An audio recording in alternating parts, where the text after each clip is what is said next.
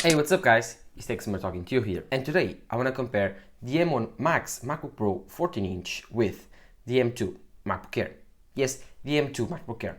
Such an interesting computer that is about to come out in WWDC, according to Mark Gurman. And yes, I do have a very strong opinion on that computer. I do think it will be the best deal in tech when it comes out, just because it will have the new redesign from Apple for the Apple Silicon transition, and it will feature the most efficient chip ever from Apple, the M2 chip. Yes, this will be an amazing computer with a mini LED display, with a new design, with smaller bezels, probably the same amount of screen, 13 inches, but in a smaller form factor. It will be thinner. Forget about it. It will be an amazing computer. So yes, I want to compare it to Apple's cheapest MacBook Pro. Not the fake MacBook Pro, but the real MacBook Pro. So the $2,000 M1 Pro base model MacBook Pro. Yes, this is a very important comparison because there will be a lot of people asking themselves, is it worth it to go for a Pro or just settle with the M2 MacBook Air?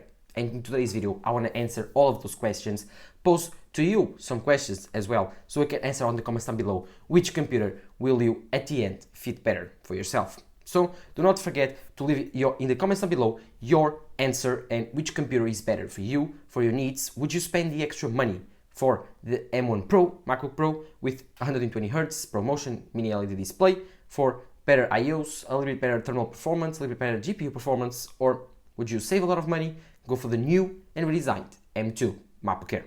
Let me know in the comments down below. And while you're there, please do not forget to leave a like and subscribe to my channel. I would really appreciate it if you do. And really, thank you guys for all your support. I've been very thankful in the last few videos, but my channel is booming right now and I cannot make enough how you guys are important to me. So thank you for all the support. Roll the intro. The M1 Pro MacBook Pro 14-inch was an interesting computer when it came out. The M1 Pro MacBook Pro 14-inch was labeled as, for myself and a lot of YouTubers, the best deal in the MacBook lineup, just because, look for it. You have the M1 MacBook Air, you have the M1 MacBook Pro. The M1 MacBook Pro is not worth it, but the M1 MacBook Air might be. It starts at $999. Unless you get the base model MacBook Air for doing simple stuff, I do think the M1 Pro MacBook Pro is the better option. Just because you would spend $700 to $800 more, sure, but you would get a ton more, like $800 to $1,000 worth of more. You will have a mini LED ProMotion display, which is just incredible. In my opinion, it's the best display ever on a computer. Then you have the best speakers, the best battery life, the best mouse, the best keyboard, the best I/O. You have everything. I do think that everything in this MacBook Pro is perfection. This computer is perfect. There's no single flaw on this computer. And so I do think that for $2,000 it was worth it, even if it had the binned M1 Pro. But now, with the M2 chip, there's something that has changed. Yes, finally, the M2 chip is reinforcing its GPU power. Yes, because the difference between the M1 and the M1 Pro are not CPU focused. Of course, the CPU on the M1 Pro is a little bit better, like 30 to 50% better than the M1. But of course, the M1 Pro has a lot better GPU performance. It has an amazing GPU performance jump, at least for 100%. And so I do want to tell you that if you really do want to work on a GPU, the M1 Pro will still be a lot better. But if you are a normal consumer that does some kind of Photoshop work, some video editing, do really want some more GPU power, 3D rendering still, I do think that if you are a student, you will use it a lot, trust me. And if you are in engineering, then you will. Then this M2 might be enticing because they are adding 2 more GPU cores. It will be a 10-core CPU, a 9-core CPU, and I do think they will have a little bit 2 more GPU cores maybe. They are adding a little bit more GPU cores and they are improving the CPU power. About 30% I would expect in terms of CPU and at least 60% for GPU. So that's a pretty big improvement.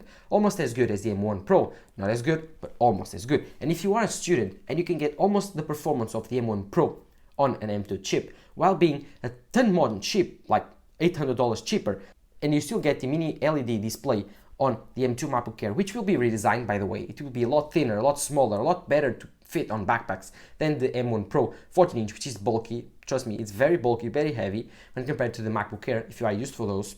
Then, yes, this MacBook Air will be so much fun for you because the colors will be fun. Everything will be fun in this computer. And if you compare it to the M1 Pro 14-inch, then the conversation doesn't even start. If you are a student and you are looking for these 2 computers, then I do recommend the M2 MacBook Air, of course, if it comes.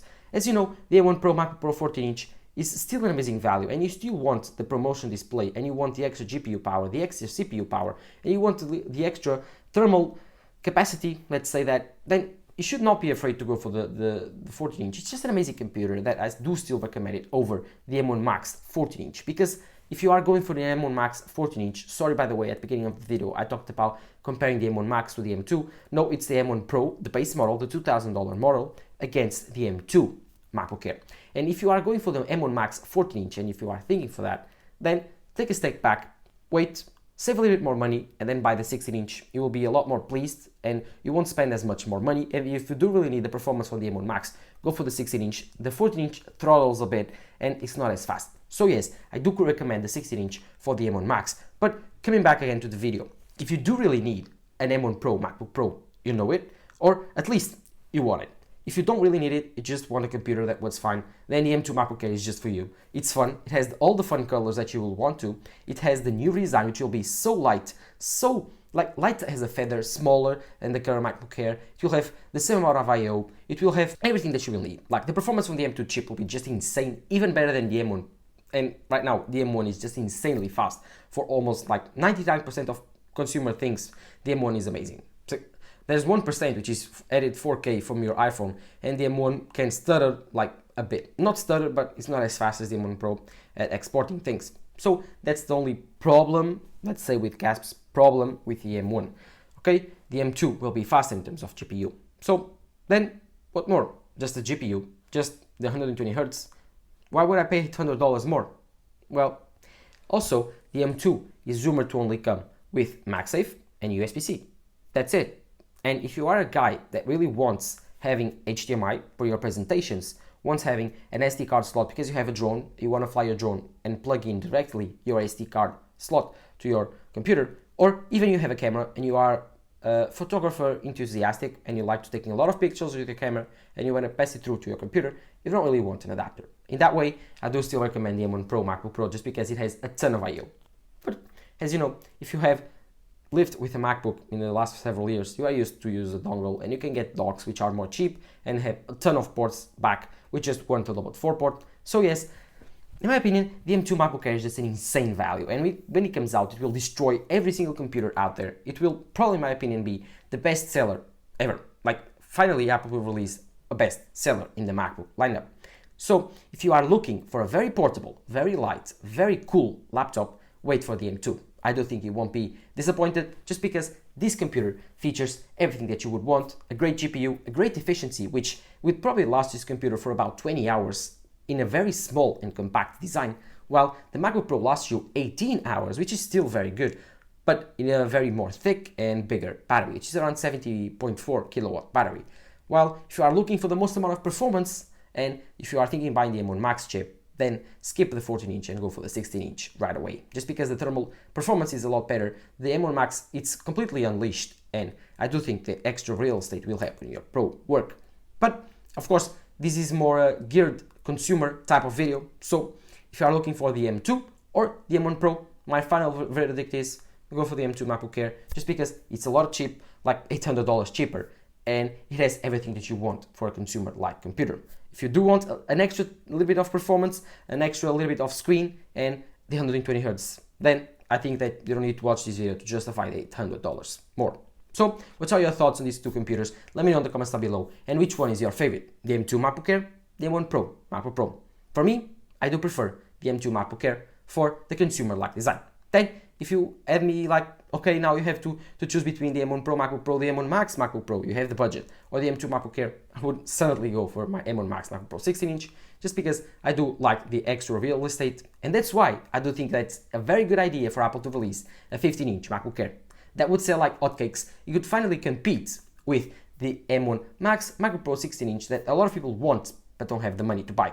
So that will be pretty cool. Let's see, and let's hope that Apple releases a 15-inch version of the M2 MacBook Air on June. But if they don't, then the 13-inch option will be just fine. It will be cheap, like $1,100 cheap, $1,000 cheap, I don't know. Maybe Apple releases the $1,100 new design, completely flashy specs, the M2 MacBook Air, and keeps the current M1 MacBook Air at $999.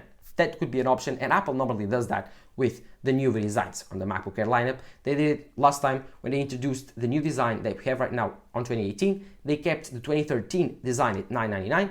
They sold the other one at $1199, and then in 2019 or 2020 they dropped the price to $999.